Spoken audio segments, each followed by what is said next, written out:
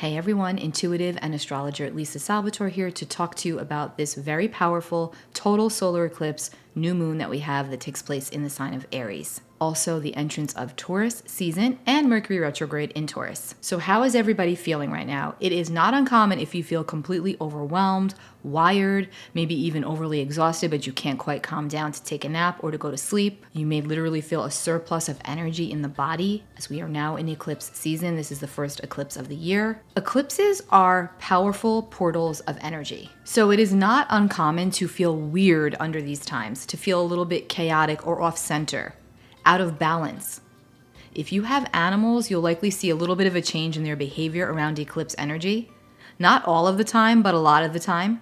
And sometimes it's more noticeable than others. But it's like they truly sense the energies. They truly sense the winds of change. Eclipses are known to bring in, to serve up fated events and circumstances, for better or worse. Dependent upon the exact degrees of the eclipse and where this would hit your personal birth chart, some are going to be more enhanced than others. But this particular eclipse, it's a new moon, it's at the 29th degree of Aries, it's extremely powerful, it's extremely potent for new beginnings. But oftentimes those new beginnings will come in after potentially a chaotic ending.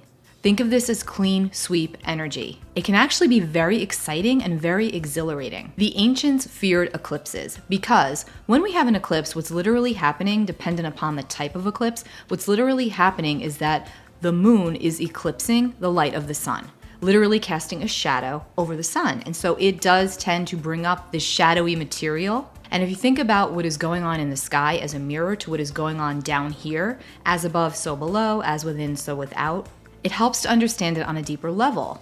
Eclipse energy is a time where we ourselves also want to go dark for a little while intentionally, meaning don't push yourself under eclipse energy. This is not the time to do anything completely out of character. It's already a wild card, so we don't want to do anything too wild. We want to be in a state of flow and surrender. It's really important to rest and to restore the body and the spirit as much as you possibly can, because I do know that this is wired up energy, but take breaks where and when you can. Take Epsom salt baths, get out into nature, take walks, breathe in the fresh air, meditate, focus on the good, try not to worry. What's going to happen with eclipse energy is going to happen, and sometimes, honestly, it's not that climactic for you. To be honest, it's often when we look back that we see the changes that occurred under these energies. So they're not always like bam in your face, but they most certainly can be. I don't know about you, but sleep has been really challenging these last 3 weeks. So back to this eclipse. It is a total solar eclipse. It's a hybrid solar eclipse, which basically is more of an oddity than a regular eclipse.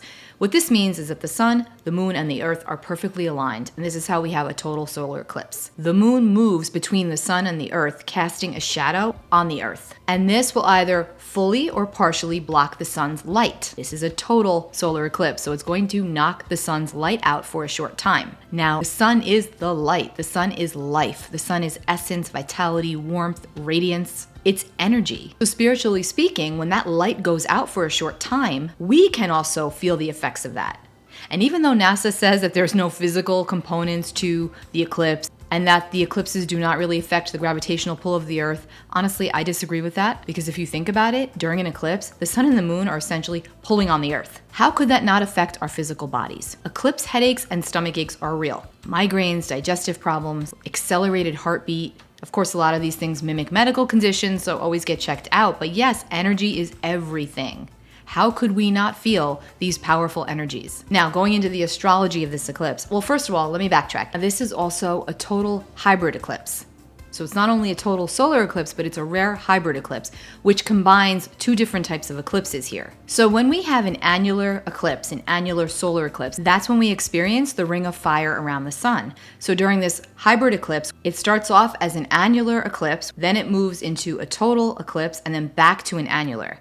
Now this all happens in the span of under a minute and a half, and it's only going to be visible from certain parts of Western Australia and Indonesia. But that doesn't mean that we don't feel the effects of this everywhere. Also keep in mind that eclipses always come in pairs. So we're going to have a lunar eclipse, full moon in Scorpio on May 5th. So not too far off from now. Again, big energies, big times. Take care of your physical body. Now this eclipse is at the 29th degree of Aries, the anaretic degree, the final degree. You may recall we had a new moon in Aries on March 20th, and I talked a lot about that in that video about how this new moon, total solar eclipse, the time period in between is extremely significant. That new moon was at 0 degrees of Aries. This new moon solar eclipse is at 29 degrees of Aries, the final degree, which means all of the properties of Aries are on all cylinders. Think about what Aries represents. It's a cardinal sign, it's a fire sign, it's very active, directive, strong, impulsive energy. Take charge, take control, that's the Aries way. You may find something comes full circle for you under this eclipse. Eclipse occurs, the lights go out, and then the lights come on, and something is revealed to you. Something is revealed that was previously concealed. That is how you can look at this energy. Think of whatever comes through for you, if anything, as propelling you forward and aligning you with your truth. This eclipse is also conjunct the North Node. The North Node is currently at 4 degrees of Taurus at the time of this eclipse. And even though this eclipse is at the 29th degree of Aries, it is an out-of-sign conjunction, meaning that this eclipse is very much attached to the future growth of our soul. Also the collective destiny, okay? But I'm talking more personal here. And the beautiful thing about this is that Taurus is an earth sign that is all about value, that is all about the tangible. It is all about what we value. It's about authenticity. It is about getting real. So no matter what happens or what comes up under these energies, it's going to pull you further onto your path. That may or may not feel comfortable depending on what else is going on in your reality and of course your personal astrology. Now here's where it gets really interesting. This new moon eclipse is in a square to Pluto, powerful Pluto, all about transformation and control, and a lot of our fears could be coming up. Pluto is about the shadow. Pluto rules the underworld. Eclipses are all about the shadow. So we may be dealing with some literal shadowy material that we don't want to deal with. Our old fears and habits and routines could be cropping back up, and it almost feels like they're taunting us, but what they're really doing is trying to get us to pay attention fully and finally once and for all so that we can transcend some karma surrounding any issues that we have around power or control, which we all have in one or more areas of our lives. Again, I want to stress the positive aspect of the eclipse, of eclipses in general. Because yes, they can bring in sweeping changes, and oftentimes they are unforeseen changes, but they do ultimately take you where you need to be. And when we look back, we can always look back in wonderment, even when it appears to be negative on the surface, and say to ourselves, wow, if that didn't happen, I would have never met that person. Or if this didn't happen, I would have never been to that event where I went here. You know, it's always very fated. That is the point with eclipses. They serve up fate. They stir things up. They get us moving. And at the 29th degree of Aries in a square to Pluto, this is going to be climactic, whether it's on the internal level or something in your personal reality. We will all feel it in some way. So working with the Aries energy, have courage, stand up for yourself where you need to, have the confidence to roll with the changes or to roll with any changes that come sweeping through your life with this eclipse, or to make necessary changes, to deal with endings in a graceful manner, to make way for new beginnings. Then we also want to work with the Taurus energy, because right at the heels of this eclipse takes place at 12:13 a.m. Eastern Time, the morning of April 20th here on the East Coast. So in some parts of the world, it's going to be on April 19th. But it takes place 12:13 a.m. Eastern Time, April 20th. Then at 4:13 a.m. Eastern Time, the morning of the 20th, the sun will enter the sign of Taurus. Happy birthday, Taurus. Normally, Taurus season comes in kind of chill. Not this one. This one comes in with a bang, and I'm going to tell you why. Because Pluto is at 0 degrees of Aquarius, which means as the sun enters Taurus, it's already approaching an exact square to Pluto. And at the time of this eclipse, it is heightened. The energy of Pluto, the energy of Aries, this is all amplified. When it comes to Taurus, Taurus wants to stabilize, and this energy may feel anything but. So just know that. Again, when it comes into a square with Pluto, we may have to contend with some challenges surrounding power dynamics, whether they're within us or within a specific relationship in our life. Something will likely be revealed to you. It may just be an emotion. It doesn't have to necessarily be an outward event, an external event, although it certainly can be. But one of your own blind spots could be revealed to you. This could be very helpful to aligning you with your truth, to helping you to move forward, especially if it comes to anything of a psychological matter that you've been trying to work through. This is wonderful energy to really help you bust through it once and for all. We can have a lot of spiritual epiphanies and aha moments under these energies. And it's not just the day of the eclipse. This is for months after the eclipse, the effects reverberate. And then on the 21st at 4:13 a.m. Eastern Time, Mercury will station retrograde in the sign of Taurus. Oh, Mercury retrograde. On the positive side, this retrograde will only be in the sign of Taurus. It's not going to go back and forth between two signs. So yeah, we're still going to be feeling the effects of that. Now, while everybody typically feels the effects of Mercury retrograde to an extent, This particular retrograde is going to be felt the strongest by Taurus, obviously, and also the other fixed signs, which are Leo, Scorpio, and Aquarius, especially if you have the degrees between 8 and 15 of any of those signs, because that is where this retrograde will occur. Also, if you're a Gemini or a Virgo, because Mercury is your planetary ruler, especially if you're a Virgo or Gemini rising. So you always are affected by Mercury retrograde. But those signs that I just mentioned can expect to feel more retrograde-y under this particular Mercury retrograde. And just so you know, Mercury will be retrograde until May 14th. Now, there are some nicer moments throughout this retrograde, and I'll come back and talk about those. But for now, just know that Mercury is the planet that rules over our mind. It is the way that we think. It is the way that we process information. It's the way that we communicate, both in written and verbal form.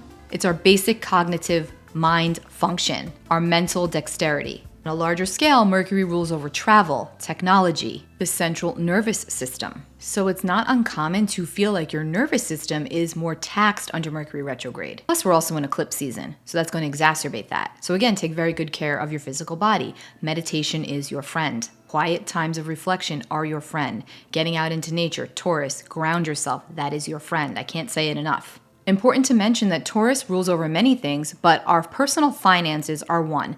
And so under this retrograde, I highly suggest that if you are dealing with any financial matters, beyond the norm, beyond the regular, financial transactions, triple check everything. You probably don't want to make any massive power purchases under this retrograde if you can avoid it. Reason being, you may end up regretting it once Mercury stations direct. It doesn't necessarily mean that anything will go wrong with it, although if there were a time it were going to, it would be under the retrograde. But again, Taurus does rule over personal finances, so just be a little bit more mindful, keyword for Mercury, under this particular retrograde when it comes to your personal finances. Now, going back to the solar eclipse new moon, this means that we've had 2 new moons in the same space, in the same area of our own personal birth chart. And this is important to pay attention to it, to pay extra attention to this area, to these areas of your life. Now, I want to tell you, I do not perform any kind of rituals under eclipses. I don't like to. It's wild card energy. I believe firmly, and this is rooted back in ancient times, eclipses are a time to truly reset, reboot, reflect, go inward, be calm, be still, be in a state of flow. Don't force anything.